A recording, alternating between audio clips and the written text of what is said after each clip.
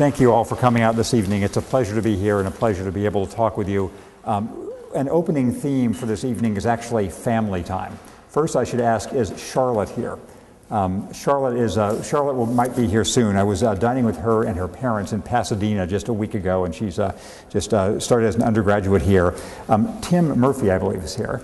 And Tim is the son of the person to whom this book is dedicated, Cullen Murphy. So we do everything to try to build family bonds. And my own nephew, James Tierney, is also here, freshly arrived in graduate school. So I'm glad to have you all here. And even if you're not directly related to me by blood or occupation, I'm happy to see you as well. In a group of this size, in a setting like the University of Chicago, probably the most valuable thing for all of us would be to have just an actual discussion. But I feel as if I'm not doing my part if I don't give you some presentation ahead of time. So I'm going to speak relatively briefly for 15 to 20 minutes on some connections between what I've been doing at the Atlantic over the last 5 years and why I've put it together in this book and how this relates to the news of the day and the news of this time in American politics. I have found to my interest in a couple of previous appearances I've made in the week since I've moved. I'm now living in Shanghai, China. I've been back in the U.S. for about a week. And in some of the previous appearances, I found myself uncomfortably as the most right-wing person in the room, because my stance has been not immediately to call for war crimes trials or immediately to call for impeachment. There is a problem with impeachment, as you know, if you look at the vice presidential structure in the United States. So what I will try to do is to just speak to you in my position as reporter and journalist of what I think is interesting, important, and underappreciated in the news of recent times, and then I'll be happy to have a discussion in whatever way you would like to lead it or to take it. The starting off point for me will be the quote news unquote of the last 2 or 3 days that the CIA has discovered that the Iraq war is fomenting terrorism. This is interesting because over the last five years or so, one of the big themes that has been, I should say, I'll speak up so I can be heard better through the room. One of the big themes that anybody reporting this subject, anybody working on it, especially in the military and the intelligence agencies, has been exactly this. Let's see, are you waving because you can't hear? Okay, in theory, there's a microphone here, but I'll use this one here. Good. I will use this one and then project throughout the room. Again, you've all seen the news in the last 2 days about the leaked CIA or National Intelligence Estimate saying that they have determined that the war in Iraq has become the main recruiting ground for Islamic terrorists around the world.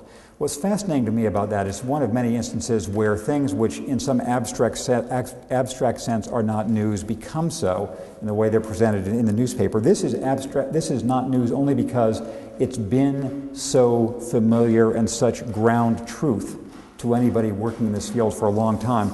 I thought I would actually read you something that I wrote in the Atlantic 2.5 years ago about information that was old even then, just as a way of putting in context the recent news about the relationship between the Iraq War and America's overall position with the Islamic world. And this is about a page and a half from the magazine. It says, President Bush's first major speech after 9/11, so on September 20th, 2001, was one of the better addresses given by a modern president. But it introduced a destructive concept that Bush used more and more insistently through 2002.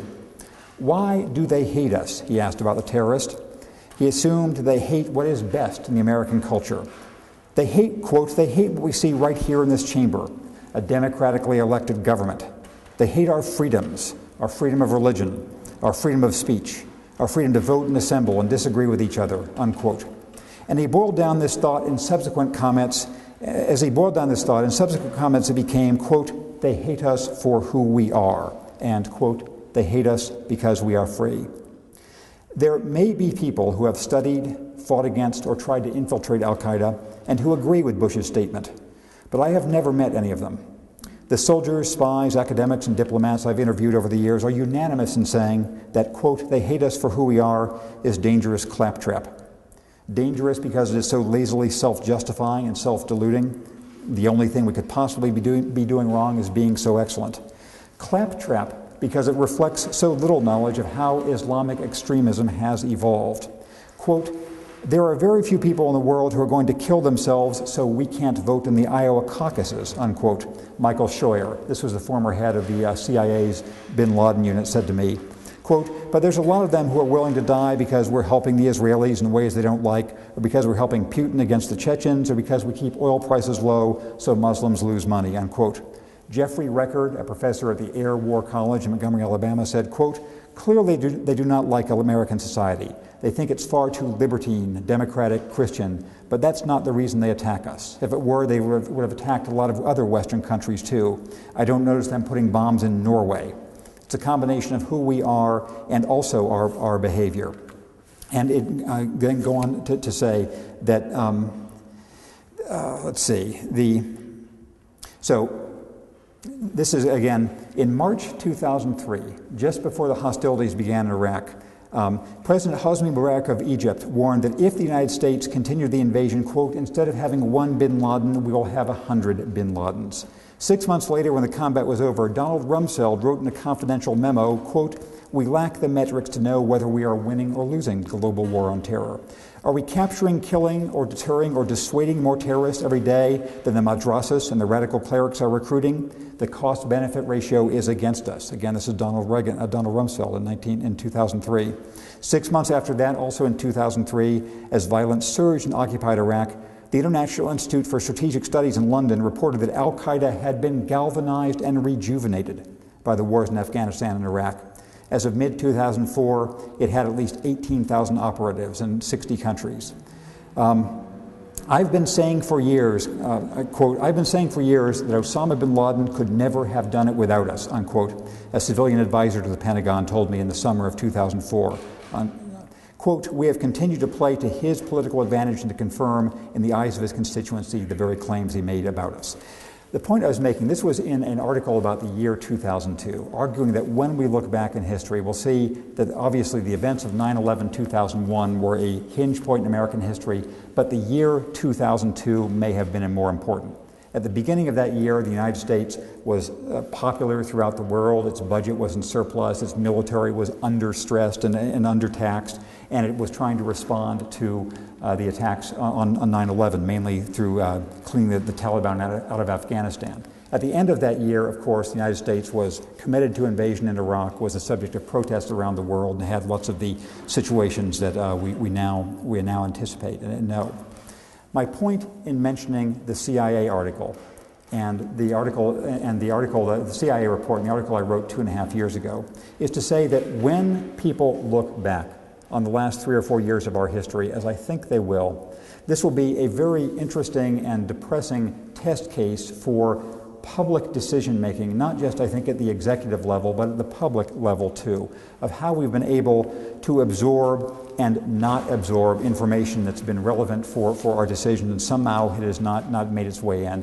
If people were saying from the early days of the Iraq War that this would be the consequence of having a renewal of Islamic terrorism around the world, why did this information not penetrate public debate, political debate, and all the rest? With that belabored setup, actually, let me now move quickly to 3 more structured things I mean to tell you. First, I'm going to say something very briefly about the craft of journalism, since journalism has been one of the institutions that's been under stress and under criticism in the last 5 years for the way it's behaved. Second, I'm going to touch briefly on the current hotspots of the world, Iraq, Iran, and the global war on terror, and give you my I have a bad solution for each one of these problems, and I just ask you to top it with something that's less bad, and I think you might find that harder than you think. And then finally, I'm going to list several of the longer-term questions that I think young people in this room who will be involved in scholarship, involved in American politics, involved in public affairs, involved in world affairs for a long time will need to wrestle with as the upshot of the decisions that the country has made in the last 4 or 5 years. So that's my plan for just the next 10 minutes, so we can have a discussion. The reason I wanted to put 5 articles and probably 10,000 words of new material together in this book is I thought it was it was a useful introduction to whatever kind of instant history we're going to be able to do of the decisions the country's been through in the last 5 years, but also because it illustrated something about the craft of journalism. Those of you who are in the business may already know, and those of you who aren't probably don't fully appreciate how much what people in my business do is determined by lead times and deadlines. You know, everybody knows about the AP reporter who has to hammer out something right away. For my magazine, the problem is the reverse. I'm working right now on a story that'll come out in February. And when you combine all the sort of editing and fact-checking process that goes into a magazine like The Atlantic, the newsstand delays, how long it takes to do the reporting, usually we have to think 6 to 8 months ahead of time about what is going to be relevant to people and what somehow the newspapers won't get around to covering in the meantime. Cullen Murphy, my friend and the father of a young man in this room to whom the book is dedicated, is one of the geniuses in the world in this kind of projective thinking. And Cullen, from the beginning of the post-9/11 emergencies for the United States, says that even though our magazine had a very, very long lead time, even though anybody else could do anything faster than we would find some way to put our mark upon the world events of the subsequent years by trying to outthink the coverage that other people might do. And so in March of 2002, Cullen had me begin work on what it would mean after the U.S. occupied Iraq and what would be the troubles. You know, that we would assume the war was coming, we'd assume that the U.S. would win, and what would be the troubles then. So I was able to spend several months interviewing people who had run past occupations, you know, of Kosovo, of Panama, of Germany, of Japan, saying here are the predictable consequences, the troubles you're going to have if you invade an Arabic country. And we published that article in the fall of 2002, 6 months before the combat, and unfortunately, it proved to be accurate about almost everything the U.S. neglected to do, with one exception, which I'll get to later on. My point about the craft of journalism here is that magazines like The Atlantic were pushed into a certain kind of reporting that we thought the major newspapers wouldn't get around to doing because they'd be distracted by the news of the moment. The constraint, the failure that we live with at our magazine, and I think all the media lives with, is not simply the failure that has been much discussed and probably will be discussed in the next few minutes of why wasn't there more tough reporting before the war about WMD, why didn't the media stand up in various ways before the war to administration claims. That is an operational failure, and I'll go into it more with you if you'd like. The larger failure, which is difficult for those in the business, but all of us who are citizens too, is it's no longer clear that journalism has any hope of reaching people who aren't already ready to be reached by that various by the outlook of a particular publication. When I was the age of the young people, when I was in college myself, it was the era of the Vietnam War, and there were institutions like Walter Cronkite in the CBS Evening News who, when he said things are going well or poorly, a lot of people listened and it had an effect. Now, as is well known, there are encampments of people, and it's very hard to know how a magazine that tries to be as dispassionate as ours can reach across barriers, how news organizations can. So among the failures of the media, and we'll come to them later, I think there's also a danger that I hope young people here can help solve later on of, is there going to be any grounds of authority and reasoned discourse anymore? Because it's a little depressing to think that there may not be. There probably is half the American audience which when it sees about the CIA report says, well, of course, we knew that for the last 3 or 4 years. And the other half saying, no, of course, that's completely wrong. We know that Iraq caused the 9/11 invasions. We know we have to fight them there, so we don't fight them here. And thus our discourse continues. That's my brief point about the craft of journalism. My survey of the trouble spots of the world and my précis of what to think about each of them proceeds this way. In Iraq, I think the most important both intellectual and political point as a groundwork for American debate is simply there are not any good solutions or plans at all. Nobody is going to have a good plan that either works for the United States or reduces the carnage very much in Iraq, because we've sort of gone past all the reasonable points, and therefore that point is worth making. because the assumption in political debate, too, is if you criticize one course, then you must have some good plan to substitute it. And I think that this is a jujitsu that's being effectively applied against the Democrats. If they say the administration should be held accountable for 5 years of policy, the counter-argument naturally is, well, what's your plan? And it's hard politically to make the argument there isn't any good plan. It's like somebody smashing up the crockery and giving you the hammer and saying, okay, what is your plan? There is not a good plan at that point. My bad plan is the following. I don't think the Democrats should say this, but I think that actually the administration should do it if it had the national interest at stake. My bad plan is the United States should organize itself to get out of Iraq as quickly as possible, but it should not say so. It should organize itself mainly by throwing all its efforts into shoring up the Iraqi forces so that you don't have 100 people a day killed by car bombs and all the rest. We can't decently leave when the immediate impact is going to be an even greater surge in this civilian carnage. So here is the clearest way to understand the U.S. is not doing that now. The rotation schedules for the military are still essentially intact. If an advisor works with an Iraqi unit and develops some rapport, at the end of a year, the advisor is gone. And somebody new who doesn't know the people, doesn't speak the language is there too. The United States should make an emergency effort to train the Iraqi troops, but not say that it's preparing to leave, because then you start the clock running on the other side just waiting you out. So I can say more about my bad plan, but before you criticize it, you give me a less bad plan in a minute. On Iran, let me take you through, which I write about at some length in this book, let me take you through what I think is the relevant chain of logic, or chain of questions. I don't always imitate Donald Rumsfeld, but you know that he likes to ask rhetorical questions, so here are mine. First, does Iran want a nuclear weapon? Of course they want a nuclear weapon. Anybody here, if you were on the governing council of Iran, would want a nuclear weapon. It's what great powers have. It's how the U.S. The U.S. has not invaded North Korea because it has a nuclear weapon. Iran would like to be in that position. Next question, would this be bad if they do have it? Answer, yes. Each country that gets a nuclear weapon makes it more likely that others will, so it would be better if this didn't happen. Question 3, can the U.S. or Israel prevent them by force from developing a nuclear weapon? I try to argue in this book that it's impossible, it's too late. There is not a way to militarily prevent Iran from going down this course. Next question, is there any way to prevent them? I think the answer is possibly, and this is the so-called grand bargain being pushed by the Europeans, a combination of incentives and threats that would make it more worth Iran's while to pause than to continue.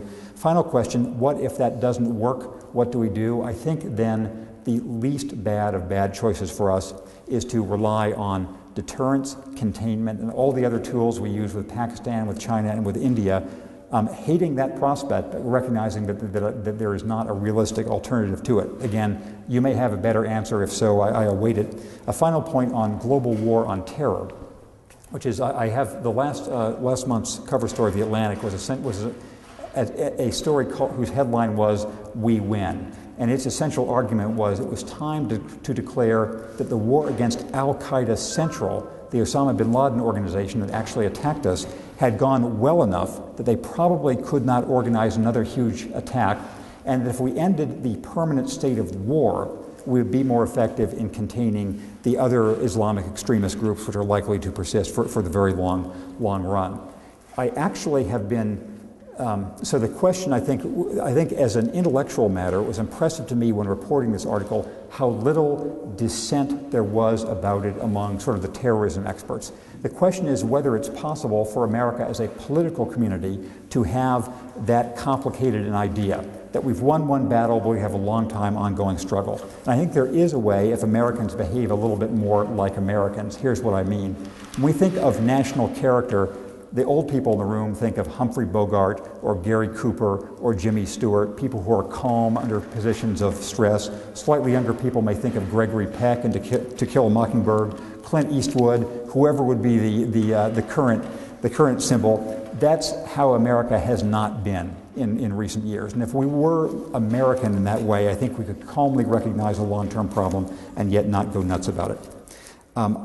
Let me now just spend 1 minute on the last point I wanted to mention, which was the long-term questions that I hope young people here are going to spend some time wrestling with, or they'll have to spend some time wrestling with as a matter of public life.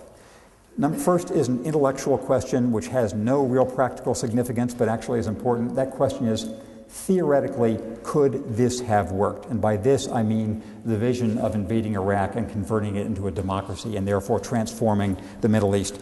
My argument is that maybe you can imagine circumstances where all the planets are aligned correctly, where it might have worked, but that was so remote that as a responsible decision you would have to assume it was impossible. But that's one question people will argue about for a long time. A second question that people, I think, will be able to unravel when there's an equivalent of the movie The Fog of War, made with Paul Wolfowitz or Donald Rumsfeld or whatever, is about this tension and dilemma. How, if the salvation of Iraq and conversion of it to a democracy was so fundamental to the administration, how could they have been so sloppy about it? How could they have given it 10th priority? How could they have had political hacks doing the administration in Iraq? Why do they pay no attention to actually making it work? I have some hypotheses about why they were as sloppy and cavalier as they were. I'll save those for later on. Another of the hard questions, which I mentioned before, involves institutions which have failed. The press, as I mentioned, in certain ways is failing to give us actionable information. Our political representative system obviously has had some problems. There was more disagreement in America about invading Iraq than the political system reflected when the crucial decisions were made. If the press is the way we learn about things we don't see firsthand, and our political system is how our views are expressed, and both of those have had some failures, that is a challenge for us in the long run. The next of these hard questions, and the next to last, involves how this episode in our history is going to affect the military. I'll explain to you later, if you want, why the military is effectively the peace party in the United States right now. The military is the main reason the United States is not likely to invade Iran, because the military is so resistant. The military is bearing a tremendous amount of is bearing essentially all of the stress of the United States during this era of, quote, war, unquote. How will the military look back on this era when it's about 1% of the U.S. population bearing 80 or 90% of the strain of being at war? Is that going to be a sustainable model in the long run? And how will junior officers look at their very senior officers, who they now feel are being compliant with political authority in the ways that also happened during Vietnam? The names Tommy Frank and Richard Myers are two of the generals who are most often mentioned in this connection. The final hard question, and I'll stop, we can have our discussion, is how are we going to avoid another huge swing of the pendulum in foreign policy? Here's what I mean. American foreign policy is by definition more difficult than that of almost any other nation because it has to contain two contradictory impulses. This is an idealistic, invented nation which has to stand for something in the world or it isn't itself, but it also is a practical nation. It has to meet its budget commitments. It can't have too long a sustained foreign engagement. And so usually what's happened is we go from one bank to the next. We have the idealism of Woodrow Wilson, followed by the real hyper-realism of the 1930s. After Vietnam, which began as an idealistic undertaking, we swung so far in the other direction that the United States was not able, to its lasting shame, to do something it should have done, which is to intervene against Cambodia, against the Pol Pot. And this was because it was inconceivable that the U.S. would send new troops to Southeast Asia. And at the time, there had been other genocides since then, of course. And so after an idealistic undertaking which is turning to ashes, what will be the result? I don't know. I hope it's not a swing to the other extreme again, because we do have lasting commitments. That is a 3 minutes longer introduction than I promised you, and so I will stop there. I'm going to get a glass of water, and now I hope you will tell me what you'd like to hear more of or different of, and I will be happy to engage you on that point. So that's my beginning. Now I turn it over to you. The question is, this is from an officer who was in Iraq training troops, right?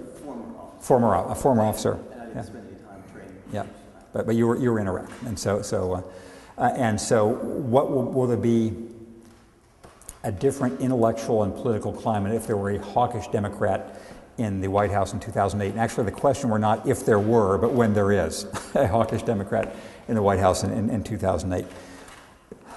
One of the miracles of post-Vietnam politics is that despite the logic, the Democrats are both perceive themselves as, and are perceived by many of the voters as, weak on defense. You know, that Bill Clinton can angrily say 2 days ago, look, I did all these things, and George Bush didn't do it, and still, you know, that Republican politicians will run against Clinton being weak on defense, Kerry being weak on defense, and so there is it may take somebody like my good friend Jim Webb to speak for and represent the Democrats, as he's trying to do in the Senate in Virginia right now, to have some kind of plausibility behind the Democrats saying, look, we actually can make more effective defense decisions. Even if it were the case that Hillary Clinton were our next president, which I don't expect, and I can tell you a word about that, I think that the dynamic would still be the case that any Democratic policy would be raw meat for Republican critics. So I don't think she would do much better. And this then leads to the horrible question of, is it possible for the United States to have an effective military policy? Is it politically possible? Because you have Republicans who are secure enough in being seen as a party of strength, they don't have to actually do anything sensible with the military. And you have Democrats who, on the whole, have been paying more attention to the operating realities of military force, but get beat up for it. So that is a puzzle. And I'll talk with you later about predictions for 2008.